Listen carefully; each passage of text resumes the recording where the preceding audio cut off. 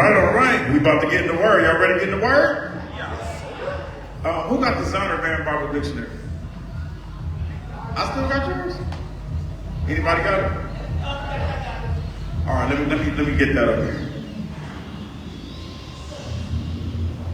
Okay, so today we're going to talk about Paul's writings, which are very hard for some people to understand, right? And so we do this a lot, but I want to make sure that y'all put y'all notes in the book so y'all can be able to break this stuff down, and we added more if we have time. All right, so when people get to Paul's writings, they think that Paul's saying we ain't got to keep no commandments. They think that Gentiles and Hebrews is the same thing, and it's not. So we're going to go over like a lot of different things and actually show you how to read his writings, right? So it's actually a scripture, and let's go to 2 Peter 3 and 15 that warns you about reading Paul's writings, right?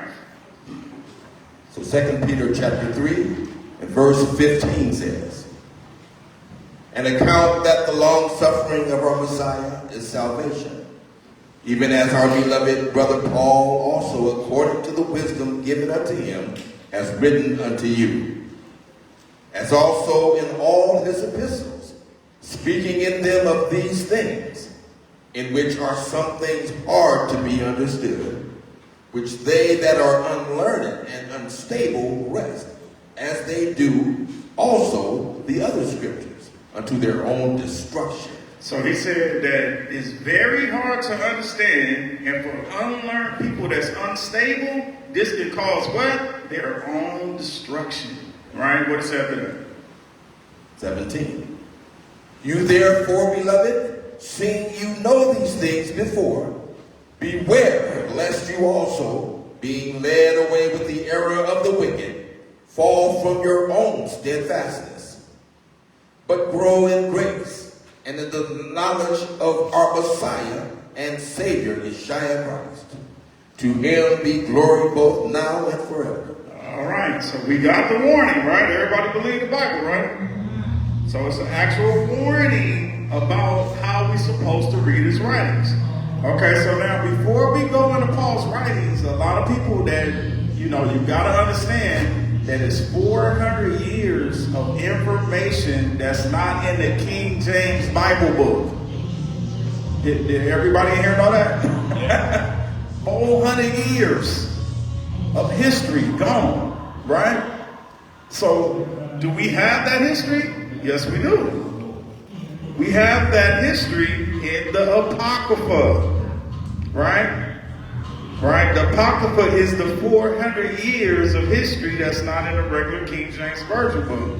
But guess what? In the original Bible that came here in 1611, guess what it had in there? The Apocrypha. So the Apocrypha is a part of our word, but the Roman Catholic Church took it out. And you're going to find out many reasons why they took it out. There's many different reasons. They suppose Caesar Borgia, which they was going to make him Christ over the real Christ. They talk about that. They talk about who the children of Israel are, us, and get in detail about us being in slavery and scattered to the four corners of the earth.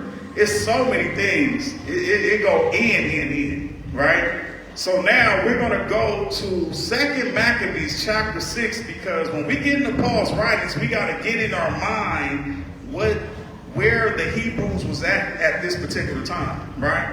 And so we're going to read 2 Maccabees chapter 6, verse 1.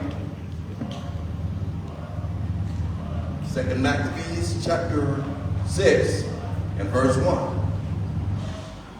"Not long after this, the king sent an old man of Athens to compel the Jews to depart from the laws of their fathers, and not to live after the laws of the Most High, and to pollute also the temple in Jerusalem, and to call it the temple of Jupiter Olympius, and that in garrison of Jupiter the defender of strangers, as they did desire that dwelt in the place." So their gods was Jupiter, Olympius, and all of these things, right? Now watch this though.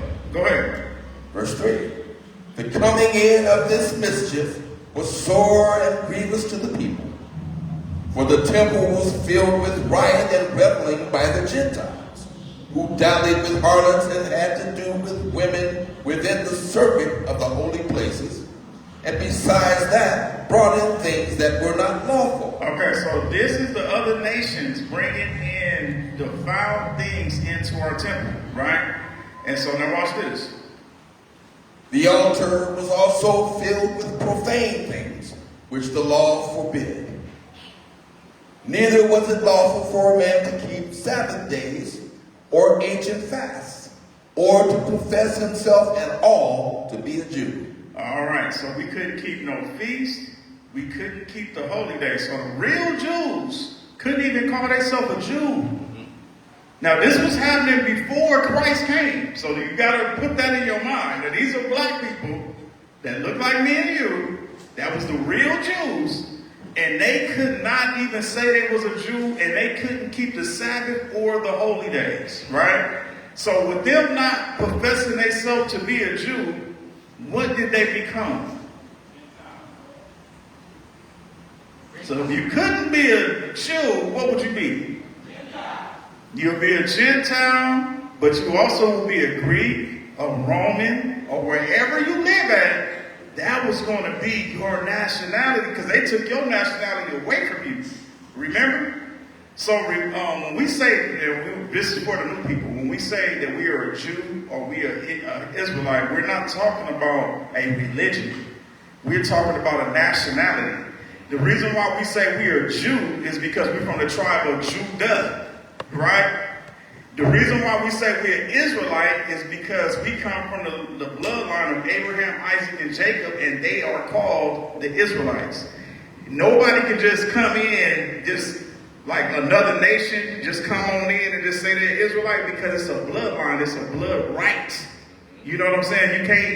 You got to be born into it to be a part of it, right? So we're not talking about like a Christian. We're not talking about a Jehovah's Witness or a Baptist or a Catholic or whatever, all these different denominations. What we're talking about is the actual bloodline. So that's what Hebrews stand on, is their actual bloodline heritage, right? So they couldn't call themselves a Jew. They couldn't keep the holy days. So in the New Testament, this is what happened, right? So they got Hellenized, right? And they started being called Hellenist, right? So in the Zanderan Bible Dictionary, what does a Hellenist say? So Hellenist, they are Jews who made Greek their tongue. So they are the real Jews who made Greek their tongue. So they're not speaking Hebrew. They wasn't speaking English. They lean more to the Greek because of why? Because when they came in, they forced us not to be who we were supposed to be. What is after that? And with it, often adopted Greek ideas and practices. Greek ideas and practices. So now let's look at it like this. We in America, right?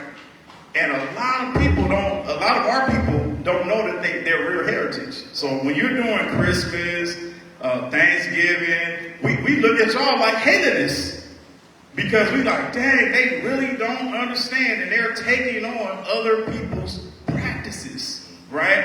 We supposed to be doing our holy days. We supposed to be doing what the Most High tells us to do, right? So they became Hellenists, and that's very important to understand before we get to the New Testament, right? So we stopped at verse 7. Let's go to verse 8 now. Verse 8. Well, we didn't do verse 7, actually. Right? Yeah, go ahead. So. And in the day of the king's birth, every month, they were brought by bitter constraint to eat of the sacrifices. And when the fast of Bacchus was kept, the Jews were compelled to go in procession to Bacchus carrying ivy. Moreover, there went out a decree to the neighbor cities of the heathen by the suggestion of Ptolemy against the Jews, that they should observe the same fashions and be partakers of their sacrifices.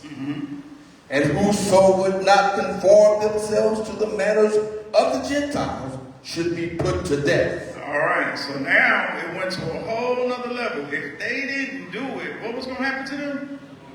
They was going to get put to death. So this was a rule or a law that they created that the real Jews could not even say they was a Jew or keep the holy days, and they had to go along with everything the Gentiles was doing, or they would be put to death. Read.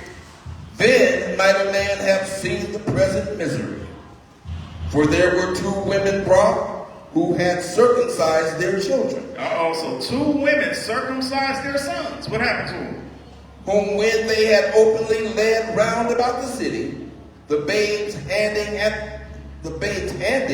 at their breasts, they cast them down headlong from the wall. So they hung them, right? Keep reading. And others that had run together into caves nearby to keep the Sabbath day secretly. All right, so they were secretly trying to keep the Sabbath day. This was our people. We said we're going to keep the Sabbath. We don't care what they're talking about. We finna go in the caves and do it, right? And what happened? Being discovered by Philip, were all burnt together. So they got burnt together for trying to keep the Sabbath, what we're doing today. So these are all the things that was transpiring in the midst of 400 years before Christ came on the scene, right? So now Christ coming on the scene, he's black, just like me and you, right? And his people is in a low state, and the Gentiles then took over our identity. Are y'all seeing this? The Gentiles they're claiming that they're the Jews. Like, they didn't just take us out. Like, there ain't gonna be no more Jews. They actually stepped into our position and start making laws and rules that had nothing to do with our Bible. They was bringing Kabbalahism into our Torahism, right? So this is what Christ was challenging them on when he was a little boy. He would walk into the synagogue and hit them up. And they'd be like, who is this little boy? This little boy guy, he know what he's talking about. So we're in the same situation right now. The whole world think that the Jewish people is the people. But the real ones is standing up and they're waking up, right? So now, one more thing before we get to Paul's writings. We're going into Paul's writings now. Let's go to Romans 8:1. So it's 2 factors that you got to always remember. Remember, Paul thought that he was a Roman. Y'all remember that, right? And then he became, when he woke up and his eyes, he went blind for a minute. He went blind, came back, and he was seeing himself because he was an Israelite from the tribe of what? Benjamin, right? So he was an Israelite from the tribe of Benjamin, and he did not even, he was so gone that he was going against his own people. He was arresting Hebrews for doing the wrong thing. He was the ringleader of it. There go one right there, go get him, right? So when he came into the light, his whole mission was to do what? Save the people that didn't know who they were, right? But at the same time, he was preaching what the disciples was preaching. So remember, after Christ died, what changed? See, a lot of people in Christianity think that when Christ died, that took away all the law. And that's not true. Christ only came to redeem them from the law of sin and death. Not just keeping commandments. Commandments is what all the law is held on to show if you're going to make it into the kingdom or not. If we was taking away the commandments, then there would be no sin. Think about that. It would be no sin if it wasn't commandment because we wouldn't know what the scale was. Right? So if your pastor is telling you that you ain't got to keep no commandments, he's lying to you. That's a demonic doctrine. Right? Very demonic, right? So now, let's read Romans 8:1. Let's read that real quick. The book of Romans chapter 8 and verse 1. There is therefore now no condemnation to them which are in Christ Yeshua, who walk not after the flesh, but after the Spirit. For the law of the Spirit of life in Christ Yeshua has made me free from the law of sin and death. So Christ made us free from the law of what? Sin and death. All right, so who knows, somebody brand new, what is the law of sin and death?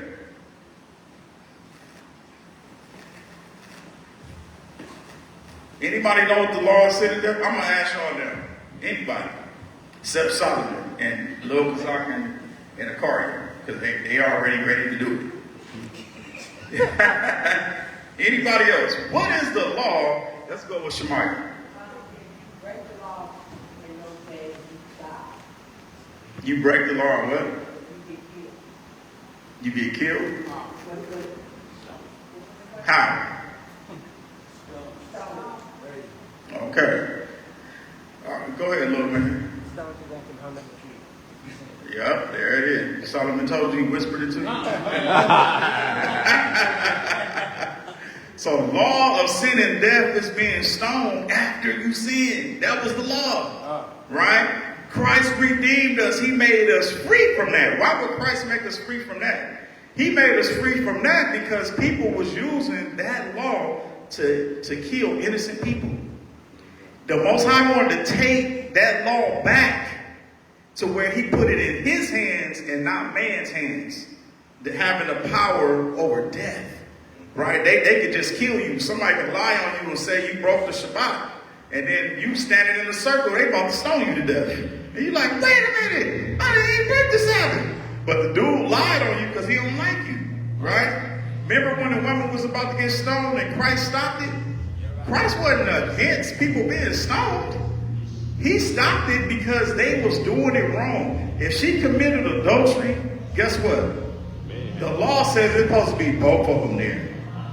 But I bet you the dude that she was committing adultery with, he was the one finna throw the first stone.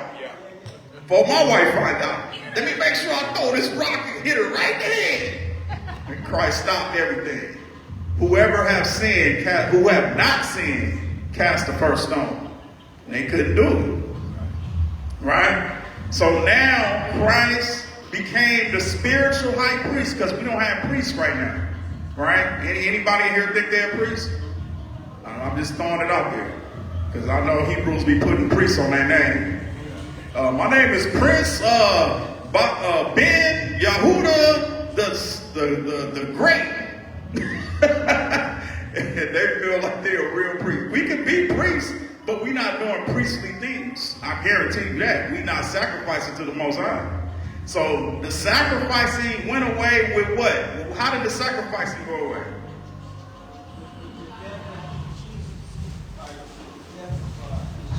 I was like, what? Flashback. All right. With the death of Christ, and with the reason, if it's anybody new that's watching, we don't use the word Jesus because we know that Christ's name really originally was not Jesus when he walked the earth. The J did not come out until the 1500s. It wasn't established to an alphabet until the 1600s. So it's impossible for his name to have been Jesus at that time. Right? So we don't even try, we don't use that. We try to go more of what his name would be. And his name would be Savior. A lot of people say salvation. We use the word Savior in Hebrew. So it will be Yeshua or Yeshai, right? So Savior in Hebrew. All right, so let's keep reading. Verse 3. For what the law could not do, in that it was weak through the flesh, the Most High sending his own Son in the likeness of sinful flesh, and for sin, condemned sin in the flesh, that the righteousness of the law might be fulfilled in us, who walk not after the flesh, but after the Spirit. But after the Spirit. So now, how do we condemn the flesh? How do we conquer the flesh through the Spirit? How do y'all think we do that? Go ahead. Fighting the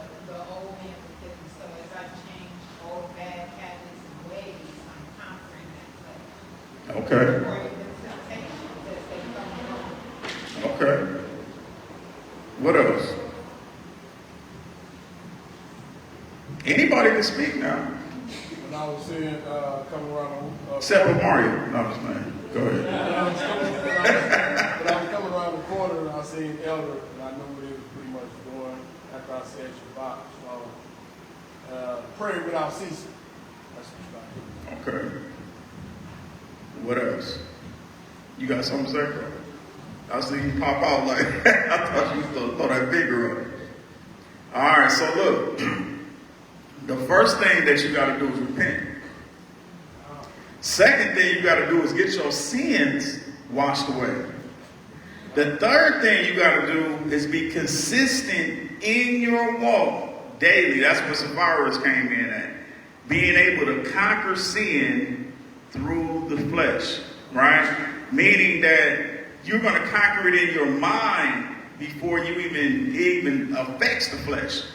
That's why in Hebrews chapter 10 it says that you got to get rid of the evil conscience, right? So the devil don't even have power for you to sin against him. Sin with him, right? If you conquer it in your conscience, right?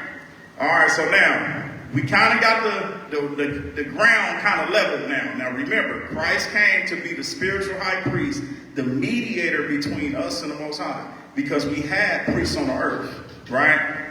Christ also became the death of the law, so therefore there's no sacrificing that needs to be done to the Most High, because he was the ultimate sacrifice, right? He also became the death of the law to where man don't have the right to kill you for breaking a commandment no more. Now the Most High gonna deal with you personally for what you do on breaking a commandment, right? We don't stone somebody because they broke the Sabbath last week. You know, we don't stone people because they ate something unclean. Not saying that you are supposed to eat something unclean. You playing with fire with the Most High, because it said if you have already known what to do and didn't do it, he said it's better for you to just have not known the truth. It's like a dog going back to his own vomit, right? All right, we read verse 4. We're at verse 5. Oh, no, that's not right there. Okay, so now we're going to go to Galatians chapter 3, right? And, I always have debates with pastors a lot.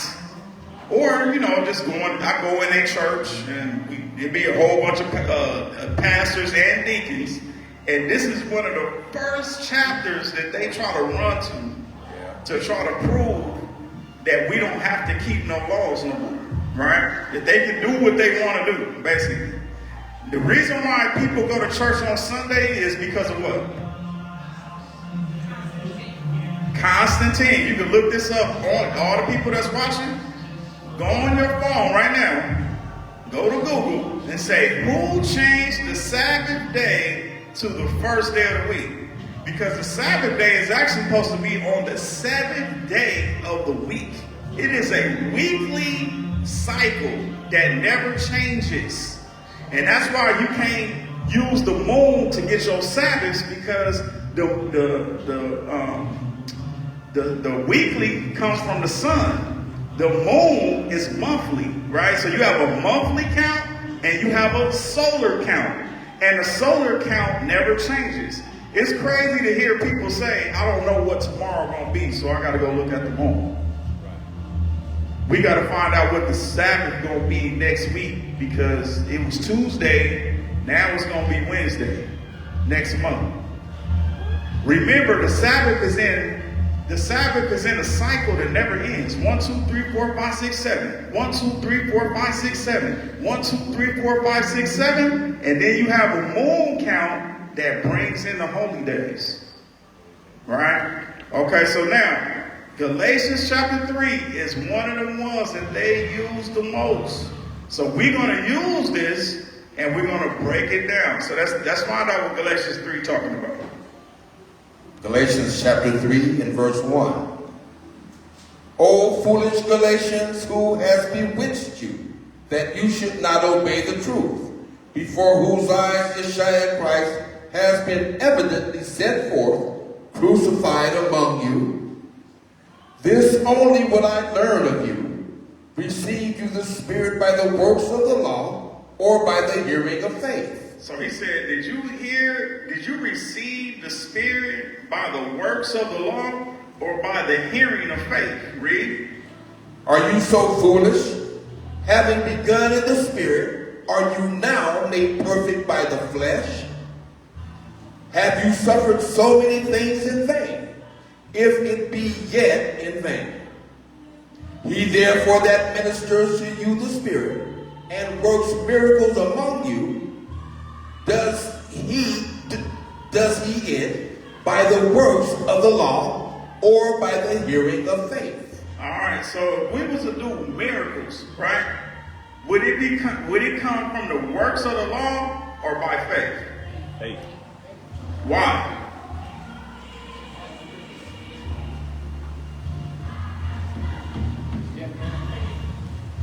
Speak up so they can hear you. You have to have faith in order in what you're doing in order to perform the miracle.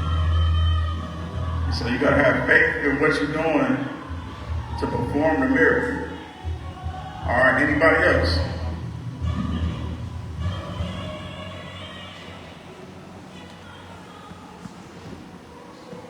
Okay, so keeping the law is the foundation, but having faith is going to another level, right? So remember, Abraham, he was told to keep the law, but he was keeping the law not from something that was written down. He was hearing the Most High speak to him. So he heard the Most High speak to him, said, you're going to have children and you're going to be blessed, and I'm going to make a seed out of you. He was hearing all this in his head. Then he said, go and circumcise yourself and your sons. So he went and circumcised himself and his son. That's why they call him faithful Abraham, because he was moving by the Spirit, right? He wasn't. Now, they said how many? 430 years after Abraham, the Bible came, and the Bible came through Moses, right? Actually written down, right? All that time, Abraham never had the actual Bible in his hand, but he was moving through the Spirit, right? So a lot of people that's really, truly in the truth, you know what I'm talking about, because I think we went over this a couple of weeks ago, that the Spirit will tell you what he wants you to do, and you got to do that. It'll be your own commandment. I don't want you doing that no more. You'd be like, okay, Father, I ain't going to do it. I want you to go over here. I want you to talk to this person. You got to move through the Spirit. So the miracle will come from you being connected to the Spirit. Anybody can keep commandments. Some people that keep commandments are still wicked. Like the Sadducees and the Pharisees was keeping commandments, but what did Christ say? He said you have to exceed the righteousness of the Pharisees and the Sadducees to enter into the kingdom. Right? Their whole thing was keeping commandments, but their inside was towed up. You see what I'm saying? So the inside got to reflect the goodness of the Most High inside. And then it got to reflect it on the outside as well. So this is why he's saying that the Spirit is very important to have faith. All right, let's keep going. Verse 6. Even as Abraham believed the Most High, and it was accounted to him for righteousness. Know you therefore that they which are in faith, the same are the children of Abraham. And the scripture, foreseeing that the Most High would justify the heathen through faith, preached before the gospel unto Abraham, saying, in you shall all nations be blessed. All right, so when he was preaching unto Abraham that the heathen through faith, right, would be, and then he said, saying, in you shall all nations be blessed. What does that mean? Anybody know what that means? Go ahead. That if any nation wants to inherit the kingdom, they have to cleave to the children of Israel, the children of Abraham. Okay, that's part of it. All right, so look, let's go back to Genesis 28 and 12. Let's get this real quick.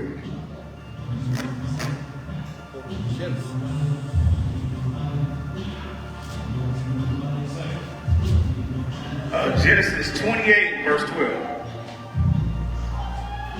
Book of Genesis chapter 28 and verse 12. And he dreamed, and behold, a ladder sat up on the earth, and the top of it reached to heaven. And behold, the angels of the Most High ascending and descending on it. All right, so what we read, the reason why I went to Jacob, because Jacob had the same prophecy that Abraham had, right? This is Jacob's ladder. He was dreaming about a ladder coming down from heaven and angels going up and down the ladder, right? What happened after that? And behold, the Most High stood above it and said, I am the Most High God of Abraham your father, and the God of Isaac. The land wherein you lie, to you will I give it, and to your seed. And your seed shall be as the dust of the earth, and you shall spread abroad to the west, and to the east, and to the north, and to the south. And in you, and in your seed, shall all the families of the earth be blessed. So he said, all the families of the earth are going to be blessed by you. So now let's go to Ezekiel 47, verse 21. Let's get an example of other nations being blessed through us. Book of Ezekiel chapter 47, verse 21. So shall you divide this land unto you according to the tribes of Israel. And it shall come to pass that you shall divide it by lot for an inheritance unto you, and to the strangers that sojourn among you, which shall beget children among you, and they shall be unto you as born in the country among the children of Israel. They shall have inheritance with you among the tribes of Israel. And it shall come to pass that in what tribe the stranger sojourns, there shall you give him his inheritance, said the Most High God. Okay, so what we got to realize, the Most High gave us the blessing, right? Who gave us the land? From the east to the west to the north, that big old land that he gave us, from the Euphrates River all the way to the river of Nile, which is a huge piece of land that belongs to Abraham that we're inheriting. When we get ready to go back to the kingdom, we ain't going to no little bitty Jerusalem. What they talking about, we taking over that. It's like a whole big old, I should have had a picture of it so y'all can see how big it is. We finna take over all that land, right? So the Most High gave it to us, and then we bless the people.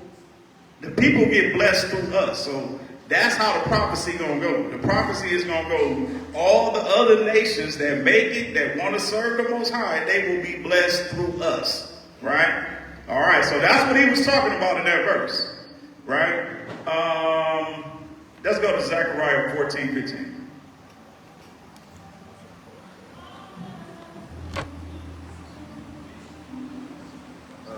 Book of Zechariah.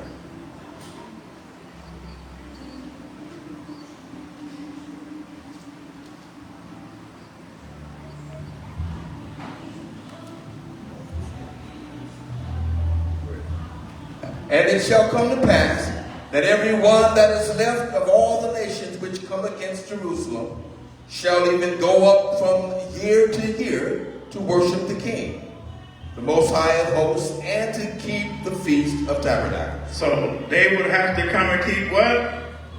The Feast of Tabernacles. That's going to be a rule for them while we in the kingdom. Okay, so now back to Galatians. Now we wanted to bring that out because we want to get an understanding of what he was talking about, the other nations being blessed through his seed. So now we at Galatians 3 and 9. Galatians chapter 3 and verse 9 says, So then they which be of faith are blessed with faithful Abraham. For as many as are of the works of the law are under the curse.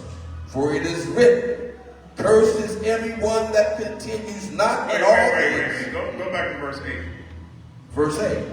And the scripture, foreseeing that the Most High would justify the heathen through faith, preached before the gospel unto Abraham, saying, In you shall all nations be blessed. So then they which be of faith are blessed with faithful Abraham. Okay, so now we reading Paul's writings, right? And he said, in you shall all the nations be blessed. But I'm going to show you how deep it really is. Let's go to Acts 3:25.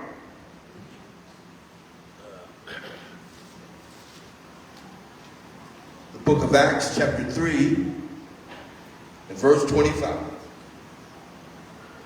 You are the children of the prophets, and of the covenant which the Most High made with our fathers, saying unto Abraham, and in your seed shall all the kindreds of the earth be blessed. Y'all see that? So he said, in your seed shall all nations of the kindreds be blessed. This is still Paul's writings, right? But he didn't say seed right there. So when I'm battling the pastor, he thinking that all you got to do is just have faith that you're going to be one of the Israelites. And it don't work like that. He said, in your seed, the kindreds of the earth shall be blessed, right? Okay, so now back to Galatians 10, 3 and 10. Galatians chapter 3 and verse 10. For as many as are of the works of the law are under the curse. For it is written, cursed is everyone that continues not in all things which are written in the book of the law to do them. All right, so I want somebody brand new to break this verse down. Just tell me what you think this verse is saying. Somebody new. Go ahead. What you be talking about Messiah there in verse 8 then? Because that's one of the promises that was given to Abraham, that the nations would be blessed through that seed, but that seed is Messiah. Well, that a lot of people see Christ. We're going to get into that because it's going to go into that at the end. And so we're going to break that down at the very end.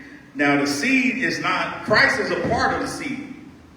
Christ came from Abraham, Isaac, and Jacob just like we did. Christ is the seed of David and he's the seed of Abraham, right? So it was always predicted that he was going to come through the seed, right? So you can't be a Gentile and just come into the seed, be a part of the seed just because you're a Gentile. Because those Gentiles that he's talking about was us. We was already a part of the seed. He said when he talked about being grafted in, he said, I'm going to graft you in again. Because how you going to be grafted into something that you never was a part of? You feel me? Even when we in the kingdom, the Gentiles is on the outskirts of the kingdom. They're bringing us silver and gold. We in the unwalled villages. When the devil get loose out of the 1,000-year reign, he's going to them to try to attack us. Did you know that? So that's the breakdown. Since you said something, I want you to break down verse 10. What is it saying right here?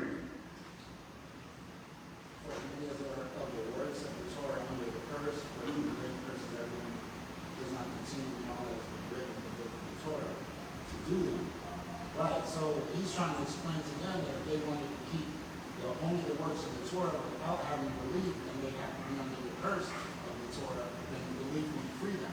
Wait, say that one more time. So he's explaining to them that if they want to be under the curse of the Torah, right, if they want to be under the works of the Torah, then they'll be under the curse of the Torah, then belief has no effect to free them. They'd be under the curses of the Torah. Okay. Belief frees you from the curse of the Torah. Okay.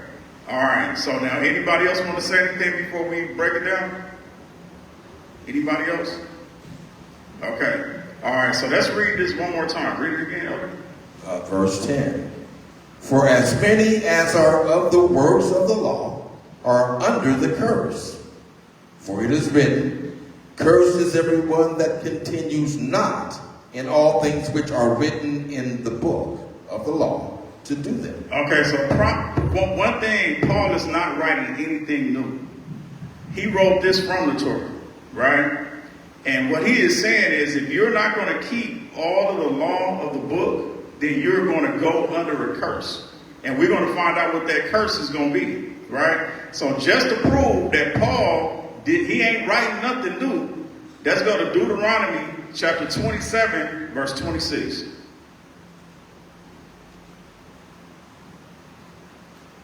Deuteronomy chapter 27 verse 26. Cursed be he that confirms not all the words of this law to do them, and all the people shall say, so be it. So if you don't do all the words of the book, you're going to be what? You're going to be cursed, right? Now, Galatians 3 and 11. Let's get it. But that no man is justified by the law in the sight of the Most High, it is evident. For the just shall live by faith. All right, so when Paul wrote this, did he get this from the Old Testament, or did he just write on his own, right? Let's go to Habakkuk chapter 2 and 4. You can just read this real small.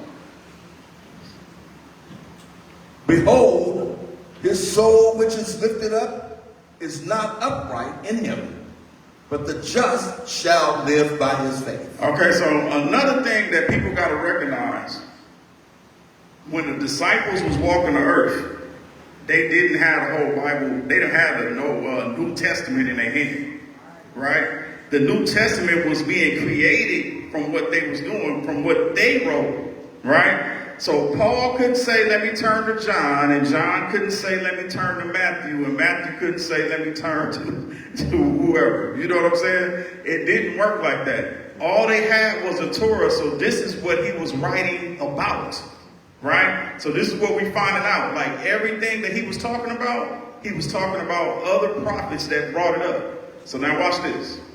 Let's go to Galatians 3 and 13. 3 and 13. Christ has redeemed us from the curse of the law, being made a curse for us. For it is written, cursed is everyone that hangs on a tree. All right. So Christ has redeemed us from the curse of the law. What do you think the curse of the law is, right? How? Okay. He said, being made a curse for us because it's written, because this is a written curse. He said, curse is everyone that hangeth on a tree. Why do you think he said hang on a tree? I'm asking you because, you know, you asked the questions and you kind of knew.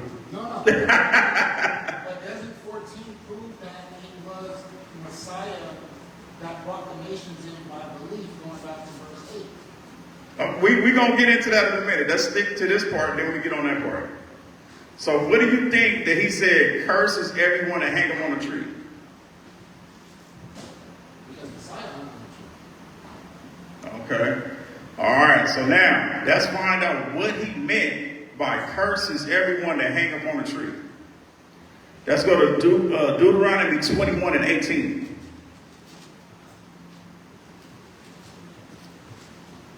Book of Deuteronomy chapter 21 and verse 18. If a man have a stubborn and rebellious son, which will not obey the voice of his father or the voice of his mother, and that when they have chastened him, will not hearken unto them, then shall his father and his mother lay hold on him and bring him out unto the elders of his city and unto the gate of his place. So the mother and the father had a son. He was a drunken. Oh, yeah, we ain't got to that part yet. Go ahead and read. Then shall his father and his mother lay hold on him and bring him out unto the elders of the city and unto the gate of his place. And they shall say unto the elders of his city, this our son is stubborn and rebellious. He will not obey our voice.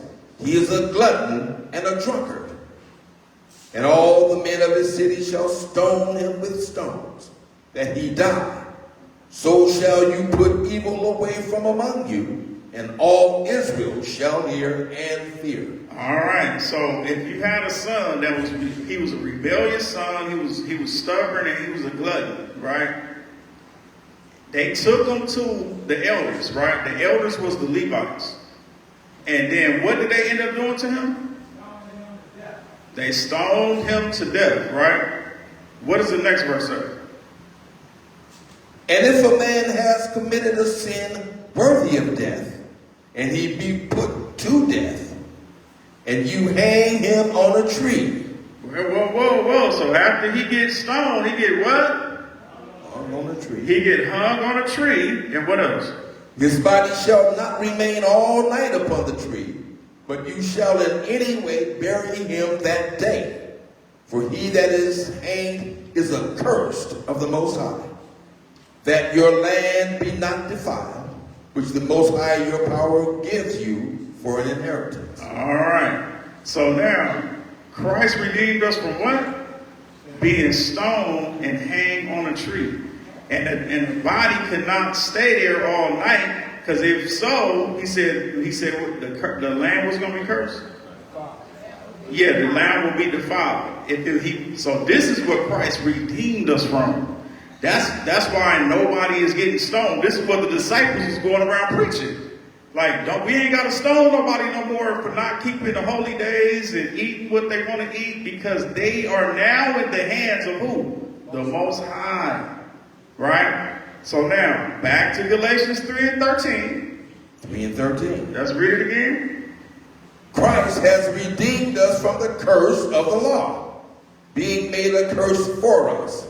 For it is written, cursed is everyone that hangs on a tree. Cursed is everyone that hang on a tree. So he redeemed us from being stoned and hung on a tree. And we have to still keep the law. This is not saying that we don't have to keep no law. So now, to your question. So you were saying that Christ has a seed? Break it down what you mean. No, I was saying that verse 8 is talking about the other nations being grafted in to Yahshua as a wild branch because of belief. Okay. All right. So you think other nations get grafted in to the Israelites? I believe. Okay. So let's get that. It's crazy because I have this in the notes. So let's go to Romans 11 verse 1 real quick, because we're going to break this down. Book of Romans. Oh, go to 11:11. Romans 11:11. The book of Romans, chapter 11 and verse 11. I say... No, go to 11 and 1. It look like 11:11 because it started with I. Go ahead. Book of Romans, chapter 11 and verse 1. I say then, has the Most High cast away his people? God forbid. For I also am an Israelite of the seed of Abraham, of the tribe of Benjamin. All right, so this is Paul starting off Romans 11 saying that he is an Israelite and telling you that the Most High has not cast them away, right? And then identifying who and what tribe he from. He said, I'm from the tribe of Benjamin, right? So now, let's go to 11:11. Oh, no, let's go right here real quick. Let's go to Jeremiah 33:25. Jeremiah chapter 33 and verse 25. Thus saith the Most High, if my covenant be not with day and night, and if I have not appointed the ordinances of heaven and earth, then will I cast away the seed of Jacob and David my servant, so that I will not take any of his seed to be rulers over the seed of Abraham, Isaac, and Jacob. For I will cause their captivity to return and have mercy on them. All right, so he said if they can take away the covenant that the Most High got with day and night, he'll get rid of Israel. Israel ain't going nowhere. Israel is always a seed that the Most High has chosen above all nations. There's no way that he's going to bring in somebody and then everybody going to be even. It's not going to happen. And then if a Gentile do come into the kingdom, what tribe he going to be from?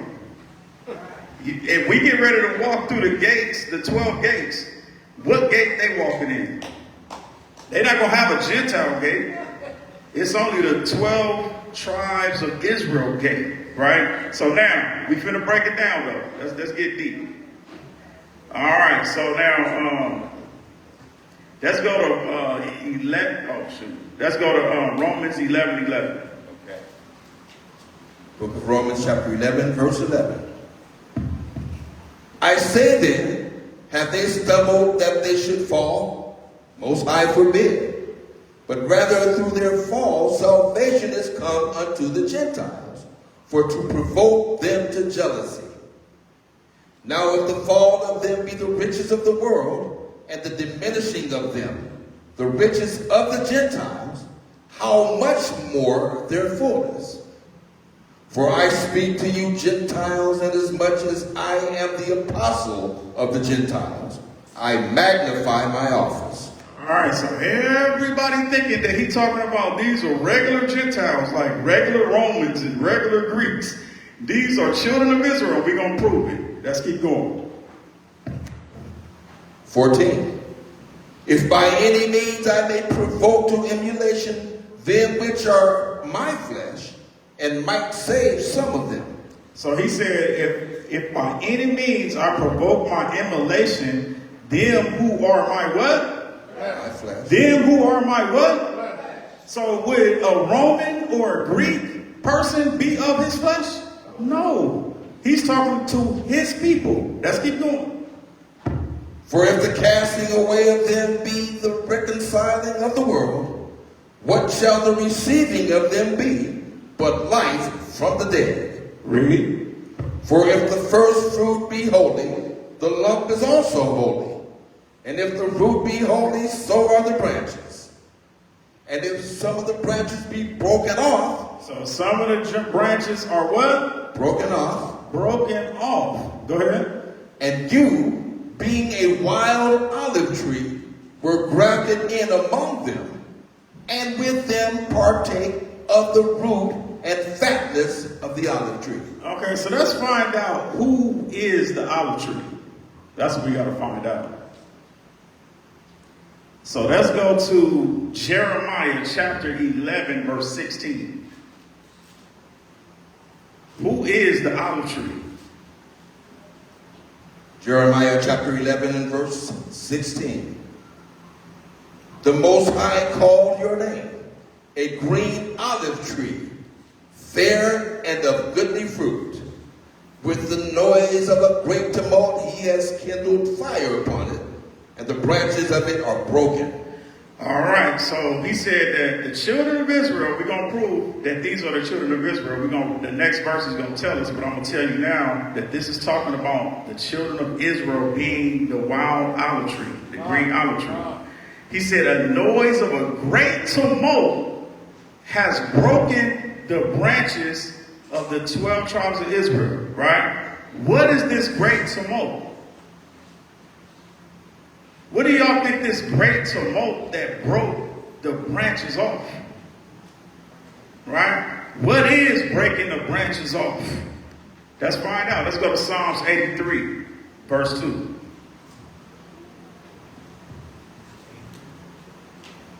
We coming right back to this too. Psalm chapter 83 and verse 2. For lo, your enemies make a tumult, and they that hate you have lifted up the head. So the word tumult means an uprising. Who did they make an uprising against? The children of Israel, and against the Most High himself, right? And he said they have made a great tumult, and they that hate you have lifted up their head against you, right? And what happened?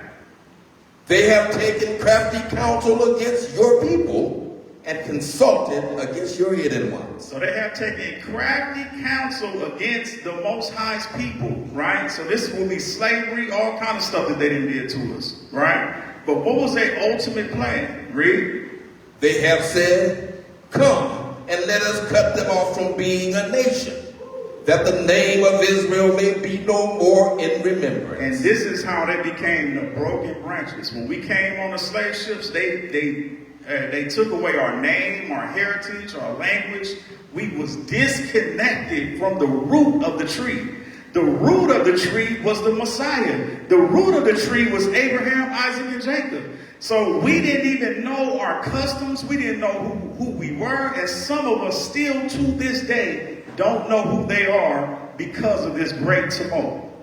Right? So this great tumult is how they became the broken branches. A lot of people think that when Paul was talking about the broken branches, he was talking about in his day and time. He wasn't even talking about his day and time. He's talking about us right here, right now. Come on. We are the broken branches that got to come back to the Father. We are the ones that was a part of the tree, got broke off of the tree, that got to get grafted back in to the tree. That's right. Right? So now let's get it. So now let's go back to read 16, Jeremiah 11, 16 and 17 one more time. Jeremiah 11 and verse 16. The Most High called your name a green olive tree, fair and of goodly fruit. With the noise of a great tumult, he has kindled fire upon it, and the branches of it are broken. For the Most High of hosts that planted you has pronounced evil against you, for the evil of the house of Israel and of the house of Judah, which they have done against themselves, to provoke me to anger in offering incense unto Baal. All right, so we now know, without a shadow of doubt, that those olive trees was the house of Judah and the house of Israel, right? And they was worshiping other gods, right? Jump down to verse 18. Verse 18. And the Most High has given me knowledge of it, and I know it. Then you showed me their doings. But I was like a lamb or an ox that is brought to the slaughter, and I knew not that they had devised devices against me, saying, let us destroy the tree with the fruit thereof, and let us cut him off from the land of the living, that his name may be no more remembered. All right, so he was going to cut his name off from the land of the living, right? So what do we call it in Exodus chapter 37? I mean, what did I say? What I just say? Exodus? Yeah, Ezekiel chapter 37. What do we call right there? Dry bones. The dry bones. These are people that's walking around and they're not alive. And he said that they got to come back to life. All right, so now let's go back to Romans. Let's go to 11 and 23. Romans 11, verse 23. And they also, if they abide not still in unbelief. All right, so these people are in what? Unbelief. Read. Shall be grafted in. They shall be grafted in because they was in unbelief, right? Read. For the Most High is able to graft them in again. He's able to graft them in what? Again. Again. So to be grafted back in again, you had to be a part of it in the beginning. That's right. That's right? When the Most High gave his the first covenant was with who? The children of Israel. The second covenant that he's going to make is who you think that's going to be with? Children. You're not going to bring so just so people don't think we making something up. Let's go to the first covenant. Let's go to where is that at? That's Hebrews 8 and 8. Let's go to Hebrews 8 and 8 real quick. And we're coming right back to Romans. We ain't done yet. Because he said something about the wild olive trees, and we finna go into that. The book of Hebrews chapter 8 and verse 8. For finding fault with them, he said, behold, the days come, saith the Most High, when I will make a new covenant with the house of Israel and with the house of Judah. So who was he making a new covenant with? Us. So not only was the old covenant just for the Israelites, he said even the new covenant is for the Israelites. What did he say after that? What is the new covenant? Let's find out. Read. not according to the covenant that I made with their fathers in the day when I took them by the hand to lead them out of the land of Egypt. So he said, this is a different covenant. This is not the same covenant when they was at Mount Sinai. This is a whole different covenant, and this covenant is for the house of Israel and the house of Judah. Read. Because they continued not in my covenant, and I regarded them not, said the Most High. For this is the covenant that I will make with the house of Israel after those days, said the Most High God. I will put my laws into their mind and write them in their hearts, and I will be to them a power, and they shall be to me a people. All right, so we're going to be to the Most High a people, and he's going to put the law in our hearts, right? Our hearts is going to be conditioned to do what? Keep the commandments and not break them, right? And how deep is it going to be for us not to be ready to break these commandments? Read. 11. And they shall not teach every man his neighbor and every man his brother, saying, Know you the Most High? For all shall know me, from the least to the greatest. All right, so he said, everybody going to know the Most High from the least into the greatest. So we're going to know how to keep the commandments, and it's going to be on such of a depth that we're not going to even have to preach to each other no more. The kids going to know. The grown-ups going to know. It's not going to be nobody in the children of Israel that's not going to know the commandments. And then a lot of people think that Paul wrote this because in the New Testament. But now let's go to Jeremiah chapter 31, verse 31. Let's find out where he got this from. Remember, I keep telling y'all, the people in the New Testament wrote from the Old Testament. A lot of them wasn't writing anything new. These was the prophets in the Old Testament. So they went to the prophets and was writing about it, and then people go to the New Testament thinking that that's the new covenant was only talking about then. Right. But it's not. So let's read that real quick. Jeremiah chapter 31, verse 31. Behold, the days come, said the Most High, that I will make a new covenant with the house of Israel and the house of Judah. Not according to the covenant that I made with their fathers in the day that I took them by the hand to bring them out of the land of Egypt, which my covenant they broke, although I was an husband unto them, said the Most High. But this shall be the covenant that I will make with the house of Israel. After those days, said the Most High, I will put my law in their inward parts, and write it in their hearts, and will be their God, and they shall be my people. Okay, so now you know what's real powerful about that? Every single word that we just read in the New Testament, we just read right there. But then, guess what? We got more information in the Old Testament. Because the Old Testament tells you when the new covenant is actually going to take place. Right? A lot of people think that when you get baptized, you want a new covenant, or you just come into the belief of Christ, you want a new covenant.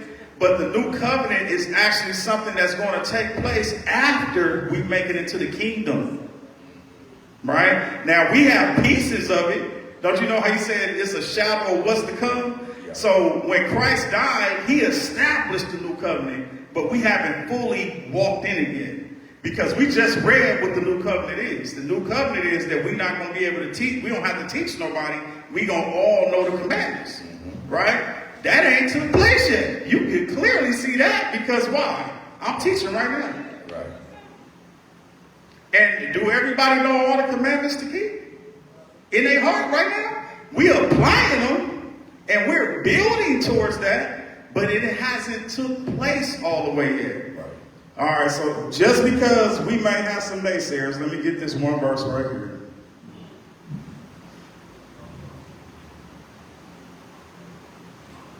All right, let's go to Ezekiel chapter 20. And we're going to start at verse 33. And then we're going to get into the wild berries. Ezekiel chapter 20 and verse 33. As I live, saith the Most High God, surely with a mighty hand and with a stretched out arm and with fury poured out will I rule over you. And I will bring you out from the people and will Go ahead. and will gather you out of the countries wherein you are scattered. So this is one of the prophets, Ezekiel, looking in the future, saying that the children of Israel were scattered to the four corners of the earth, and the Most High is about to redeem them from the four corners of the earth. The same people that's of the bloodline of Abraham, Isaac, and Jacob, but just being a part of the bloodline of Abraham, Isaac, and Jacob ain't going to get you redeemed. You have to come back, repent, and give your life to the Most High. Be back. It's a whole lot of stuff that got to transpire for you to be a part of that number, right? So just because you are black and you say, yeah, I'm black like you, so I guess I'm bloodline of Abraham, Isaac, and Jacob too. You are, but you're just disobedient if you don't want to keep no commandments. Right. And the disobedient ones are not going to make it. All right, so what does it say after that? So again, and I will bring you out from the people and will gather you out of the countries wherein you are scattered with a mighty hand and with a stretched out arm and with fury poured out. So he's sending his son to come and redeem us from the four corners of the earth. He said, we're going to see Christ.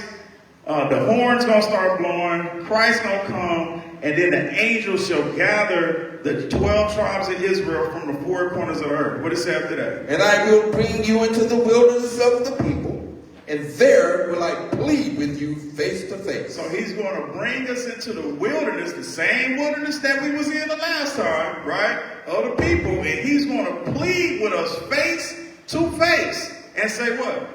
Like as I pleaded with your fathers in the wilderness of the land of Egypt, so will I plead with you, said the Most High God. And I will cause you to pass under the rod, and I will bring you into the bond of the covenant. He will bring you into the what? The bond of the covenant. So after we get delivered from the four corners of the earth, we will be gathered, and then we're going to go under the bond of the covenant. What covenant do you think that is? The new covenant. Go ahead. You know how when we first came out of Egypt, it was like pretty much those loners and droners talking about, oh, maybe we should go back to Egypt. We should, pray the Egyptian gods, all this mess. You think like how God sent them out, and then they'll be sent out again? Yes. You on point with that. Because even the people that make it into the wilderness, the Most High still going to separate the sheep from the goats right there. Right? Because there's still going to be some people that don't want to do what Christ and the Most High want done. And he's going to be like, okay, so now I got to get rid of this. So it's going to it's only going to be 1/3 according to the Bible that's going to make it into the wilderness. Right? And so out of that 1/3, it's going to get cut again. Because it's still going to be somebody who just don't want to do what Christ talking about doing. And then this is when he got his feet on Mount Olives. He talks about that. And then he's going to separate who ain't supposed to be there and who's supposed to be there. And then we're going to go in. All right, so just to put the full stamp on this, that Ezekiel knew what he was talking about, let's go to Ezekiel chapter 36. And we're going to start at verse, let me see.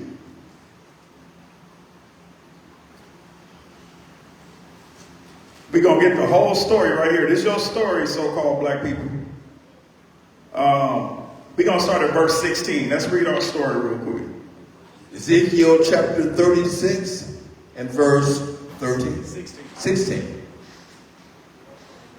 Moreover, the word of the Most High came unto me, saying, Son of man, when the house of Israel dwelt in their own land, they defiled it by their own way and by their doings. Their way was before me as the uncleanness of a removed woman. Wherefore I poured my fury upon them for the blood that they had shed upon the land, and for their idols wherewith they had polluted it. So the children of Israel went and worshiped other gods. And what happened? Read. And I scattered them among the heathen, and they were dispersed through the countries. According to their ways and according to their doings, I judged them. So we got dispersed through the four corners of the world. How did that happen? Through ships. Through the transatlantic slave trade. We the only people on the face of the planet that fit the Bible like the glove. Not the O.J. Simpson glove. The real glove, where it fits perfectly, right? We the same people that came on the slave ships that had yokes of iron on our necks, which the Bible talks about, and that was sold as male and female slaves in Deuteronomy 28:68, right? So we are those people that have been scattered. Ezekiel was looking in the future. This is a prophecy. What ended up happening after that? And when they entered unto the heathen, where they went, they profaned my holy name. When they said to them, these are the people of the Most High, and are gone forth out of his land. But I had pity for my holy name, which the house of Israel had profaned among the heathen, where they went. So the Most High had pity for his people, right? And he said, I'm going to redeem you, but I'm doing this for my sake, not yours. Because we wildin'. Hebrew Israelites be wildin', boy. You know what I'm saying? He be like, man, if I had to look and just judge it off of how y'all acting right now, I couldn't even do it. I have to do it because I gave my word to Abraham, Isaac, and Jacob that this will be done, right? So what he said after that? 22. Therefore say unto the house of Israel, thus saith the Most High God, I do not this for your sakes, O house of Israel, but for my holy name's sake, which you have profaned among the heathen where you went. And I will sanctify my great name, which was profaned among the heathen, when you have profaned it in the midst of them. And the heathen shall know that I am the Most High, said the Most High God, when I shall be sanctified in you before their eyes. All right, so the Most High going to sanctify the 12 tribes of Israel right before everybody's eyes. So if it happened right here, right now, Donald Trump going to be looking at the TV like, dang, all the Negroes is gone. What just took place? Where is the Hispanics? Where's the Dominicans?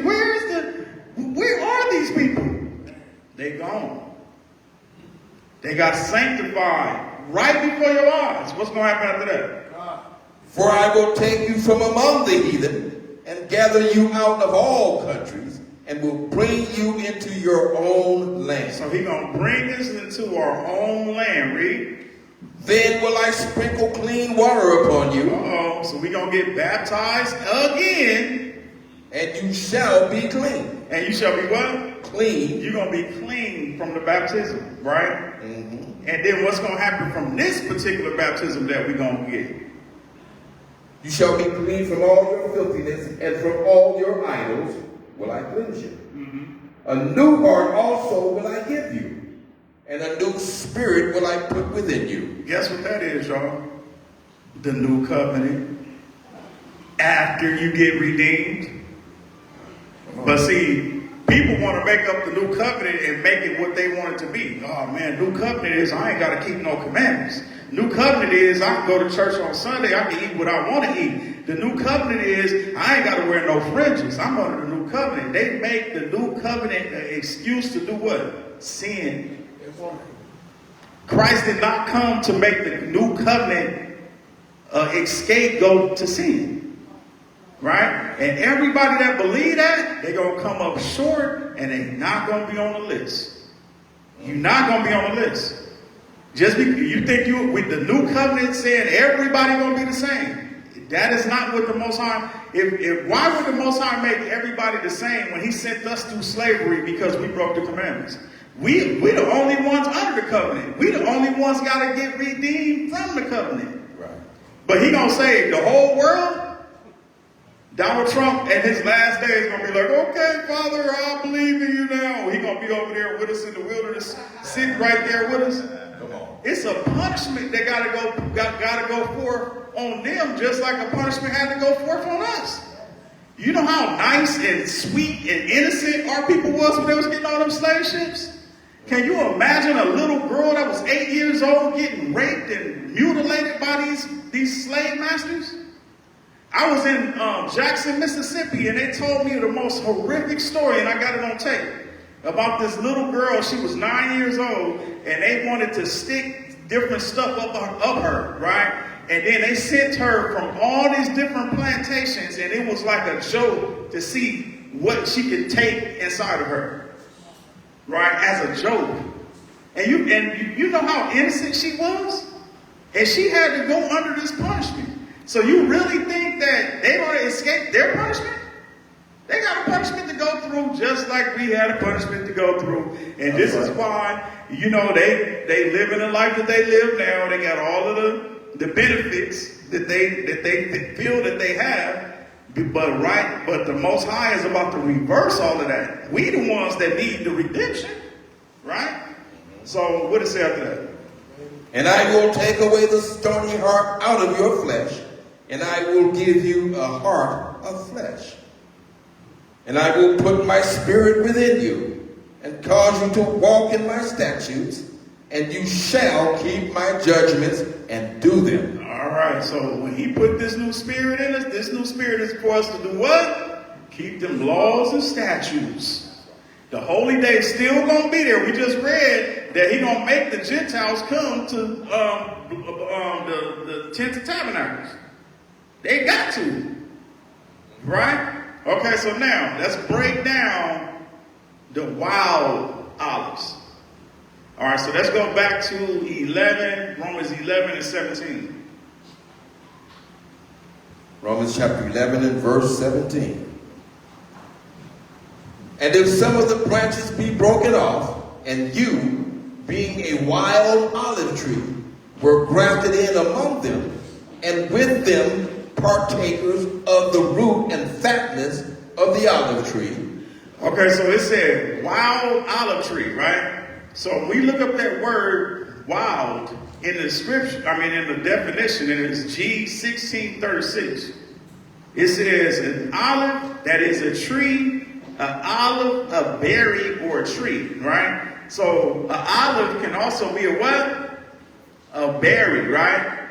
So let's see if the Most High talk about a wild olive or a wild berry. Let's go to Isaiah 5 and 3.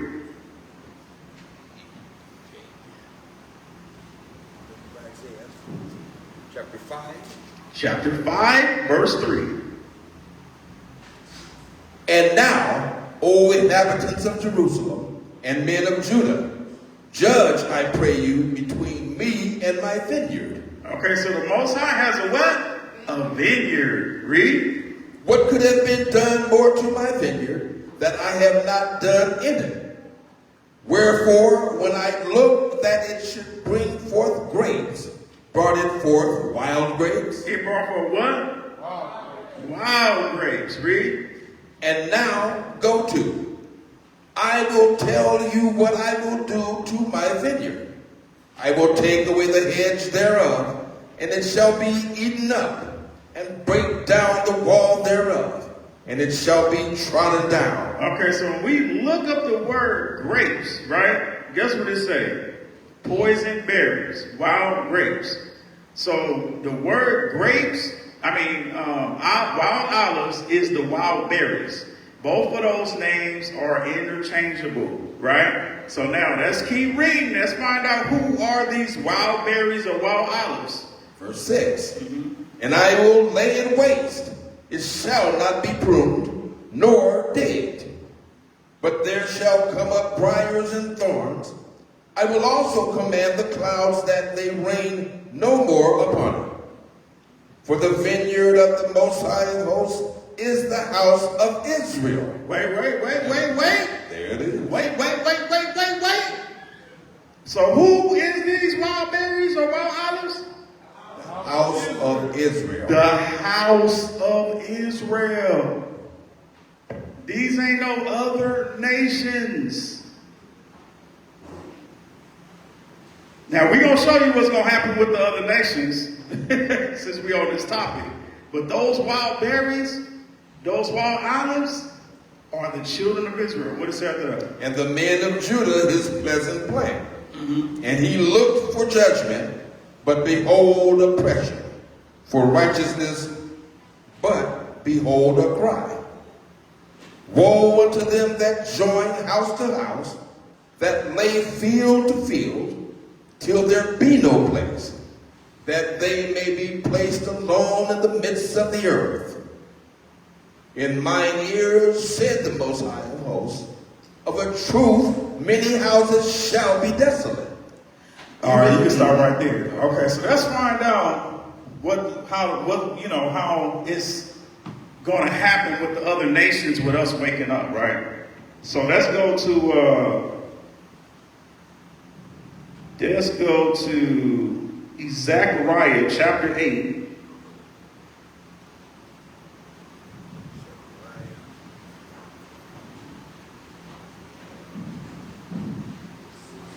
And let's start at verse 19.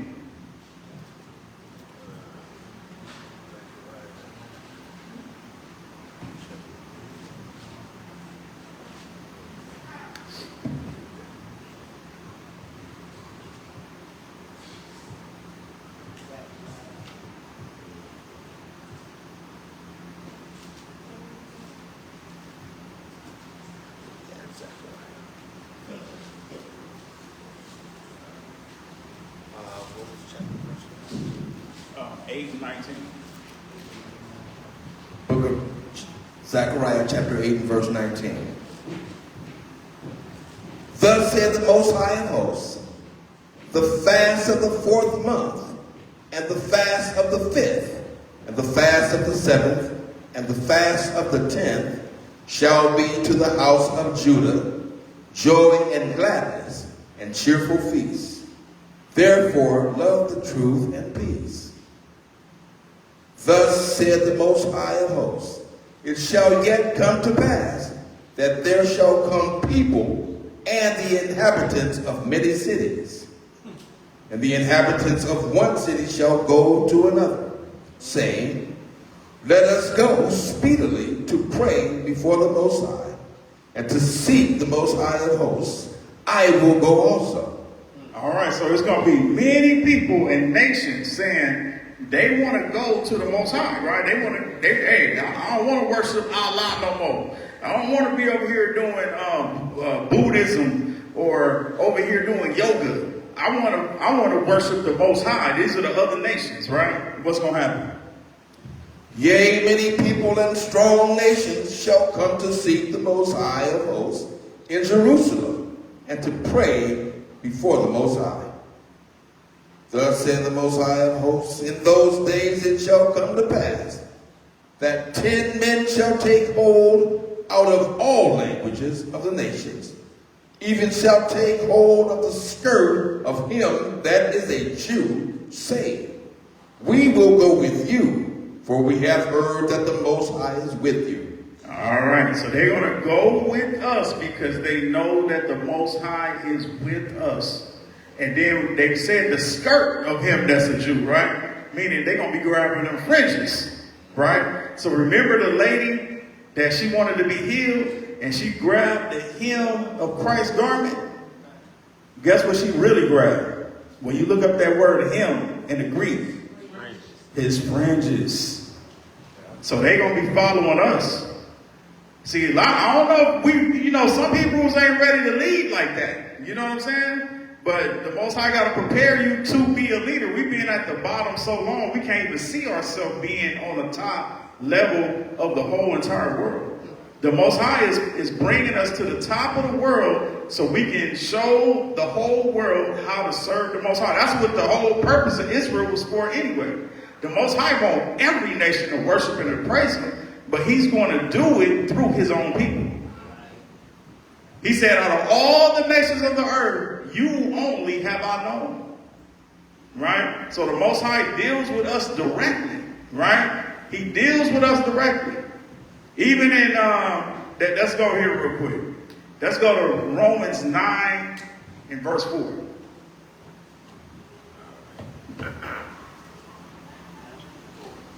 book of Romans, chapter 9, and verse 4. who are Israelites, to whom pertains the adoption and the glory and the covenant and the giving of the law and the service of the Most High and the promises. Who are the Israelites who pertain the adoption? Guess what adoption is? Grafted in. And the glory, the covenants, the giving of the law, and the service of the Most High, and the promises. This is who the Israelites is. Right? So what he said to that? Whose are the fathers, and of whom, as concerning the flesh, Christ came, who is over all, the Most High blessed forever. So he said, even Christ came in the same flesh as the who? The Israelites. Read. Not as though the word of the Most High has taken none effect, for they are not all Israel, which are of Israel. So why wouldn't all that are of Israel be Israel?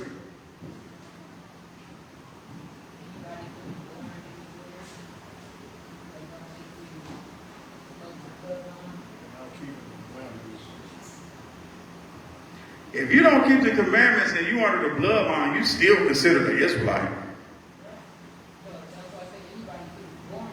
So if you're not in the bloodline, you can be born in, you call it an Israelite, but you're not in the bloodline, so you're not an Israelite. What somebody say over here? You can still be an Israelite and still be a Gentile.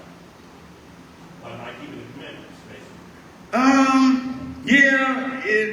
Yeah, I can see what you're saying. He'll be a Hellenist, so that will make him still an Israelite, yeah. But he wouldn't be considered an Israelite in our eyes, but he still would be an actual Israelite. He just a disobedient one. So I'm with you. All praises. We call them Greeks, though. Huh? We call them Greeks. The disobedient Israelites? The Hellenistic ones. Yeah, they were still Israelites though. Just like they call us African Americans, and we ain't that. Well, I mean, a house nigga. You said a house nigga? When you see somebody who acts white, talks white, we look at them as house niggas the same way that the Israelites were looking at the Greeks. It's the same thing. It's similar, yeah. It's very similar to that. Okay, so but let's break this down because this is important. Everybody that ain't of Israel ain't Israel, right? So what he said after that? Keep going. Neither because they are the seed of Abraham, and neither because they are the seed of Abraham, are they all children. But in Isaac shall your seed be called. All right, so guess what? How many sons did Abraham have? He had a gang of sons, right? Do y'all know that Abraham wasn't no Israelite? Did y'all know Isaac wasn't an Israelite?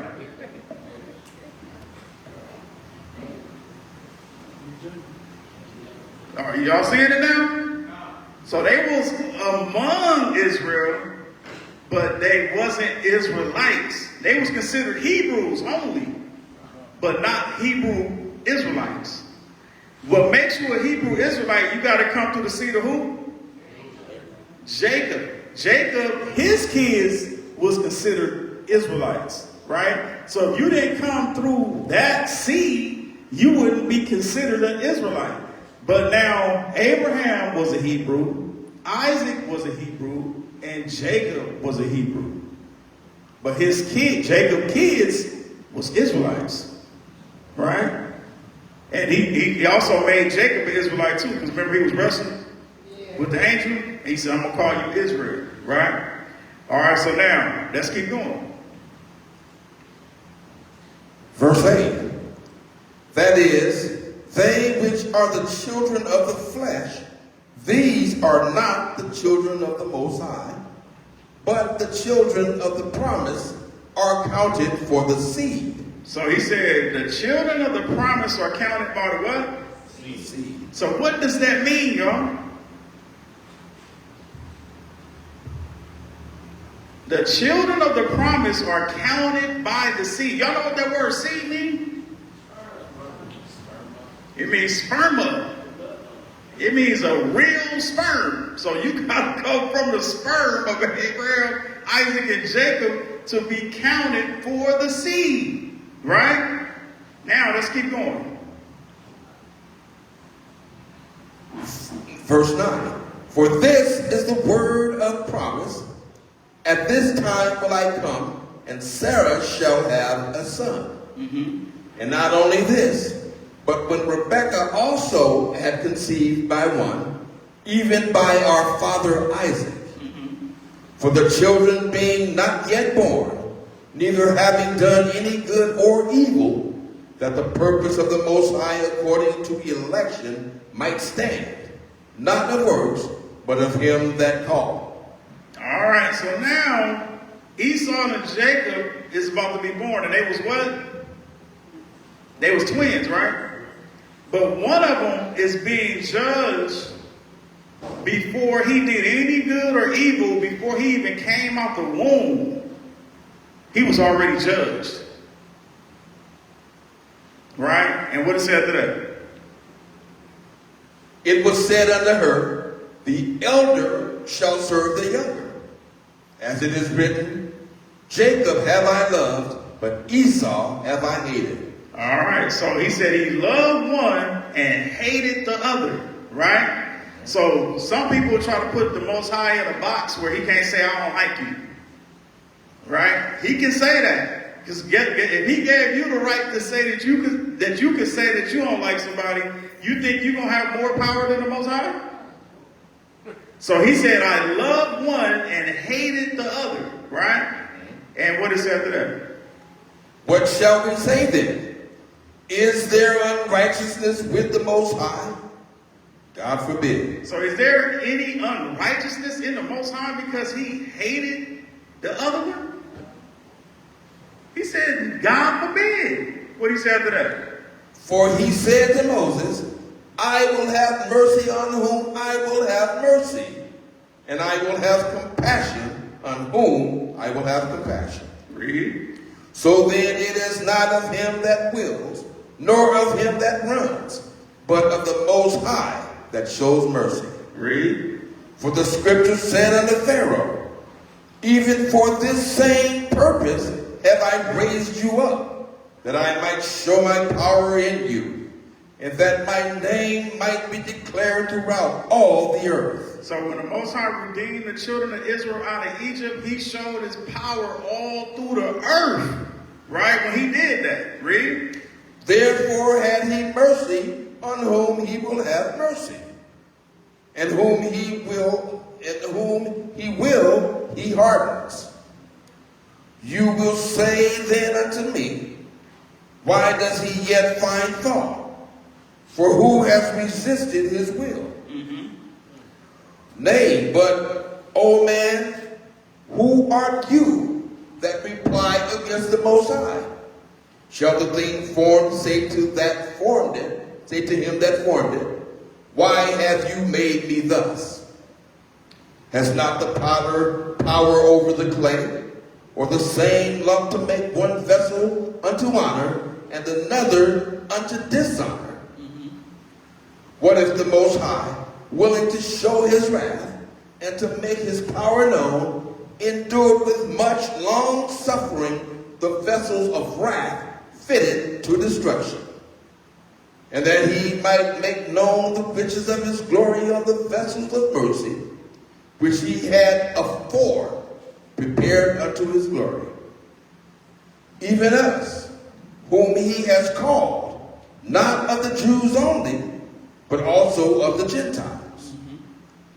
And he said also unto OC, I will call them my people, which were not my people, and her beloved, which was not beloved. And it shall come to pass that in the place where it was said unto them, you are not my people, there shall they be called the children of the living God.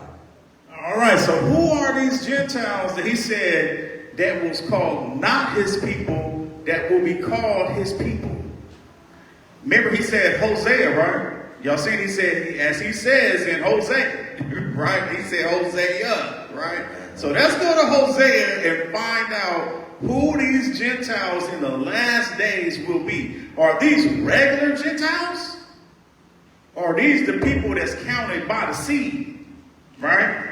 So let's go to Hosea chapter 1. And let's start at verse 8. Let's start at verse 7. Hosea chapter 1 and verse 7. But I will have mercy upon the house of Judah, and will save them by the Most High their God, and will not save them by bow, nor by sword, nor by battle, by horses, nor by horsemen. All right, so he starts it off saying that he's about to save the house of Judah, right? Keep going. Now when she had weaned Lo-Ruhamah, she conceived and bare a son. Then said the Most High, call his name Lo-Ami, for you are not my people, and I will not be your God. Yet the number of the children of Israel shall be as the sand of the sea, which cannot be measured nor numbered. And it shall come to pass that in the place where it was said unto them, you are not my people, there it shall be said unto them, you are the sons of the living God. Woo! That was fire right there. He said, yet the children of Israel shall be numbered as the sand of the sea, and cannot be measured nor numbered. He said it's going to be so many Israelites, it's uncountable. He said, it shall come to pass in the place where it was said unto them, you are not my people. Are we in that place right now? If we went on national TV and said we was the biblical Hebrews, they start laughing at us. You ain't no Hebrew. Right. You an idiot. You're this, you're that. They'll start laughing at you and condemn you. And then we even got our own people doing it. We ain't no Israelites, we Gentiles. I mean, fighting for it too. Fighting to get a crown up to somebody else, right? He said, in the place that you was called not the people, there you should be said unto them, you are the sons of the living God. Come on, y'all. This right here should make you want to rejoice a little bit. You know what I'm saying? Because every single, when I ain't gonna say every single time, but when Paul was talking about these particular Gentiles, these Gentiles was us. He was looking in the future, writing about us, because we will be considered Gentiles in the eyes of the Most High, because we have no knowledge of self. We are broken off from our branches, and we are the living dead right now. Well, I ain't gonna say us right now that's keeping the commandments. We alive again. We didn't sprout it back up. We didn't pull ourselves back to the branches. But the people who are not a part of the branches, they're the walking dead. Right? And how did they become the dead? Because of the great tumult that said that Israel would no longer be in remembrance. Right. They wiped out Israel from the name of what? Christian. Because anybody can be a Christian, but everybody can't be no Israelite. Right. So when they said Christian, and Christian crusades came and forced Christianity on everybody. Y'all know that, right? And they read the Bible the way they want to read the Bible. We ain't even a part of the Bible in their eyes. You know what I'm saying? So they used our own book against us and forced us to worship white Jesus.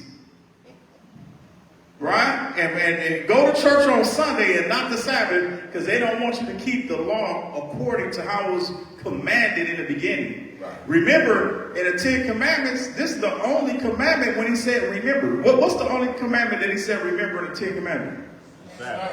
Because he knew that they was going to take it away from him. But if you truly love the Most High, guess what you're going to do? Keep the Sabbath and keep all his commandments that he commanded us to keep. Because the more commandments we keep, what is we showing the Most High? that we love him. All praise to the Most High. We're going to end it right there. All praises. All praises. All right. We running a little late. So I'm going to say shalom to everybody on social media. Hopefully you guys got a good understanding of the word. We was going one route, but we had to go a whole other route. But this was the Most High's plan. All praise to the Most High. I'm glad the questions came out for this to happen the way it did, because I know somebody needed this information. All praise to the Most High. All right, so Most High willing, we see y'all next week. All praise to the Most High. Shalom.